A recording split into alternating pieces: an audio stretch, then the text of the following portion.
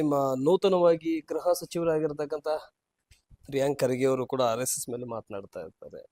ಆಮೇಲೆ R S S register ಆಗಿಲ್ಲ ಅನ್ನುವಂಥ ವಿಷಯನೂ ಕೂಡ ಮಾತನಾಡ್ತಾ ಇರ್ತಾರೆ. ಮತ್ತು ಅದ್ರ ಜೊತೆಯಲ್ಲಿ ಕೂಡ ಈಗ ಈ ನೀಟ್ ವಿಷಯದಲ್ಲಿ ಆಗಿರ್ತಕ್ಕಂಥ ಪ್ರತಿಭಟನೆಗಳ ಬಗ್ಗೆ ನೋಡ್ತಾ ಇದ್ದಾರೆ. ತಾವು ಒಂದು ಜವಾಬ್ದಾರಿ ಸ್ಥಾನದಲ್ಲಿ ಇದ್ದುಕೊಂಡು ಈ ಆರ್ ಎಸ್ ಎಸ್ ಬಗ್ಗೆ ಈ ನೀಟಿನ ವಿಷಯದಲ್ಲಿ ತಮ್ಗೇನು ಅನ್ಸುತ್ತೆ ಸರ್ ಇದು? ನೋಡಿ, ನೀಟ್ ಬಗ್ಗೆ ಹೇಳ್ಬೇಕಂತಂದ್ರೆ it was a question of the future of the students. ಎಲ್ಲ ತಪ್ಪಾಗಿದೆ.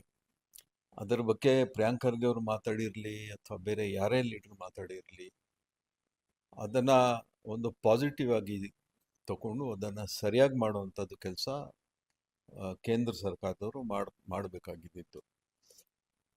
ಡೆಲ್ಲಿಯಲ್ಲಿ ನಮ್ಮ ಏನು ಪ್ರತಿಭಟನೆ ಮಾಡ್ತಿದ್ರು ಜಂತರ್ ಮಂತರಲ್ಲಿ, ಅಷ್ಟು ದಿನ ಬೇಕಾಗಿತ್ತು ಅವ್ರಿಗೆ. ವಾಂಗ್ಚುಕ್ನ ಎತ್ಕೊಂಡು ಹೋಗ್ಬಿಟ್ರು, ಮತ್ತೆ ಪೊಲೀಸ್ ಅವ್ರನ್ನ ಬಿಟ್ಟು ಲಾಠಿ ಚಾರ್ಜ್ ಮಾಡಿಸಿ ಹೊಡಿಸಿ ಬಡಿಸಿ ಎಲ್ಲ ಆದಮೇಲೆ ಇನ್ನು ಪ್ರಧಾನ ರೆಸಿಗ್ನೇಷನ್ ಕೊಡ್ತಾನೆ. ನಮ್ಮಲ್ಲಿ ಎಷ್ಟೋ ವಿಚಾರಗಳಿದೆ, ಈ ಥರ ಎಷ್ಟೋ ಎಕ್ಸಾಂಪಲ್ಸ್ ಇದೆ. ಟ್ರೈನ್ ಆಕ್ಸಿಡೆಂಟ್ ಆಗಿದ್ರೆ ರೈಲ್ವೆ ಮಿನಿಸ್ಟರ್ ರಿಸೈನ್ ಮಾಡ್ತಿದ್ರು. ಎಷ್ಟೊಂದು ಟ್ರೈನ್ ಆಕ್ಸಿಡೆಂಟ್ಸ್ ಆಯಿತು, ಎಷ್ಟೊಂದು ಬ್ರಿಡ್ಜಸ್ ಬಿದ್ದೋಯ್ತು. ಯಾರಾದರೂ ಒಬ್ಬರು ರಿಸೈನ್ ಮಾಡಿದಾರ ಇದುವರೆಗೂ? ಯಾರೂ ಇಲ್ಲ.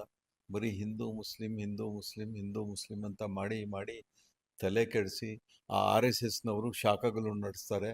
ಈ ಕತ್ತಿಗಳು ಹಿಡ್ಕೊಂಡು ತಲ್ವಾರ್ ಹಿಡ್ಕೊಂಡು ಅವ್ರು ಈ ಟೆರರಿಸ್ಟ್ ಮಾಡೋವಂಥದ್ದು ಟ್ರೈನಿಂಗ್ ಅವ್ರು ಮಾಡ್ತಿದ್ದಾರೋ ಅಥವಾ ಯಾರು ಬೇರೆ ಸಮಾಜದವ್ರು ಮಾಡ್ತಿದ್ದಾರೆ? ಅದನ್ನು ಆಚರಣೆ ಮಾಡಬೇಕಲ್ಲ.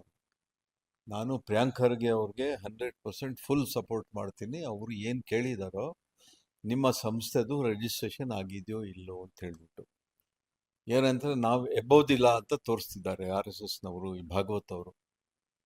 ಇದೇ ರೀತಿ ಯಾವುದಾದ್ರೂ ನಮ್ಮ ಬೇರೆ ಸಮಾಜದವರು ಯಾವುದಾದ್ರೂ ಒಂದು ಸಂಸ್ಥೆ ಅನ್ರಿಜಿಸ್ಟರ್ಡ್ ಆಗಿ ಫಾರಿನ್ ಫಂಡ್ಸ್ ಎಲ್ಲ ಬರೋತೈತಿ ಇದ್ರೆ ನೀವು ಒಳಗಡೆ ಹಾಕ್ತಿದ್ರಿ ಇಷ್ಟೊತ್ತಿಗೆ. ಇವ್ರಿಗೆ ಯಾಕೆ ಬಿಟ್ಕೊಂಡಿದ್ದೀರಿ? ಕೇಳಬಾರ್ದಾ? ನಿಮ್ಮ ಸಂಸ್ಥೆ ರಿಜಿಸ್ಟ್ರೇಷನ್ ಆಗಿದೆಯೋ ಇಲ್ಲೋ, ನಿಮ್ಗೆ ಎಲ್ಲಿಂದ ಫಂಡ್ಸ್ ಬರ್ತಾ ಇದೆಯೋ? ಈಗ ನೋಡಿ, ಉದಾಹರಣೆಗೆ ಡೆಲ್ಲಿಯಲ್ಲಿ ಜಂತರ್ ಮಂತರಲ್ಲಿ ಇದು ನಡೀತಾ ಇದೆ ಪ್ರೊಟೆಸ್ಟು. ಅದು ಕೇಳ್ತಾರೆ ಇವ್ರಿಗೆ ಯಾರು ಫೈನಾನ್ಸ್ ಮಾಡ್ತಾರೆ ಅಂತ ಹೇಳ್ಬಿಟ್ಟು. ನಾಚಿಕೆ ಬರೋದಿಲ್ಲ ನಿಮಗೆ? ನಿಮ್ದು ಇಷ್ಟೊಂದು ರೌಡೀಸ್ ಬಿಡ್ತೀರಿ ನೀವು, ಮಿಲಿಟರಿ ಡರ್ಸ್ ಹಾಕಿ ಬಿಡ್ತೀರಿ, ಪೊಲೀಸ್ ಆರ್ಡರ್ಸ್ ಹಾಕಿ ಬಿಡ್ತೀರಿ, ಅವ್ರು ಬಂದು ಗಲಾಟೆ ಮಾಡ್ತಾರೆ ಅಲ್ಲಿ ಬೇಕಂತ ಡಿಸ್ಟರ್ಬ್ ಮಾಡೋದಕ್ಕೋಸ್ಕರಾಗಿ. ಇದೆಲ್ಲ ಏನಂತಂದ್ರೆ, ಈಗ ನಾನು ಈ ತಾನೇ ಹೇಳ್ದೆ, ಭ್ರಷ್ಟ ಸರ್ಕಾರ ಹೆಂಗಸರ ಮೇಲೆ ಮಾಡ್ತಿರೋದು ಬಲಾತ್ಕಾರ, ಇದೆಲ್ಲ ಗ್ರಾಚಾರ ಬಂದಿರೋದೆ ಅವ್ರಿಗೆ. 2028 ಯಾವ್ಯಾವ ಅಸೆಂಬ್ಲಿ ಆಗ್ತಾ ಇದೆಯೋ ಅದೆಲ್ಲ ನೋಡಿ ಬದಲಾವಣೆ ಆಗ್ತದೆ. 29ನಲ್ಲಿ ಕೂಡ ಅಕಸ್ಮಾತ್ ಇವರು ಡಿಲಿಮಿಟೇಷನ್ ಮಾಡಿದ್ರು ಆಗ್ತದೆ, ಡಿಲಿಮಿಟೇಷನ್ ಮಾಡಿಲ್ಲ ಅಂದ್ರೂ ಇವ್ರ ಮನೆಗೆ ಹೋಗ್ತಾರೆ, ಎಲ್ಲ ಜೈಲಿಗೆ ಹೋಗುವಂಥದ್ದು ಪರಿಸ್ಥಿತಿ. ದೇಶದಲ್ಲಿ ಇರ್ತಕ್ಕಂಥ ಎಲ್ಲ ಮಾರಾಟ ಅದಾನಿ. ಏನಕ್ಕೆ? ಅದಾನಿ ಒಬ್ನೇನ ಇರೋದು, ಅಂಬಾನಿ ಒಬ್ನೇನ ಇರೋದು. ಈಗ ಜಿಯೋನಲ್ಲಿ ಅವರು ಇದೆಲ್ಲ ನಡೆಸ್ತವ್ರಲ್ಲ, ಮೊಬೈಲ್ ಇದು ಟವರ್ಸು, ಯಾರ್ದು? BSNLದು. ಸ್ವಲ್ಪ ಎನ್ಕ್ವೈರಿ ಮಾಡಕ್ಕೆ ಹೇಳಿ ಸ್ವಲ್ಪ. ಅದರಲ್ಲೇ ಮನೆಗೆ ಹೋಗ್ತಾರೆ ಇವರು. ಹಂಗೆ ಬೇಕಾದಷ್ಟು ಅವ್ಯವಹಾರಗಳು ಆಗಿದೆ. ಅದನ್ನು ಟೈಮ್ ಬಂದಾಗ ಒಂದೊಂದಾಗಿ ರಿಲೀಸ್ ಆಗ್ತದೆ. ಆರ್ ಎಸ್ ಎಸ್ನವ್ರಿಗೆ ಅವ್ರೇನೋ ನಾವು ತುಂಬ ಶಿಸ್ತಿಂದ ನಡ್ಕೊಳ್ಳೋಂಥವ್ರು, ನಿಮಗೆ ಕತ್ತಿ ಆಗಬೇಕು, ತ್ರಿಶೂಲಿ ಆಗಬೇಕು, ಹೇಳಿ ನಿಮ್ಮ ಸಮಾಜಕ್ಕೆ ಕೆಲಸ ಏನು ಮಾಡಬೇಕು ನೀವು ಮಾಡಿ, ಬೇರೆ ಸಮಾಜದವ್ರ ಕೆಲಸ ಮಾಡೋಕ್ಕೆ ಬೇರೆಯವ್ರು ಬಿಡಿ.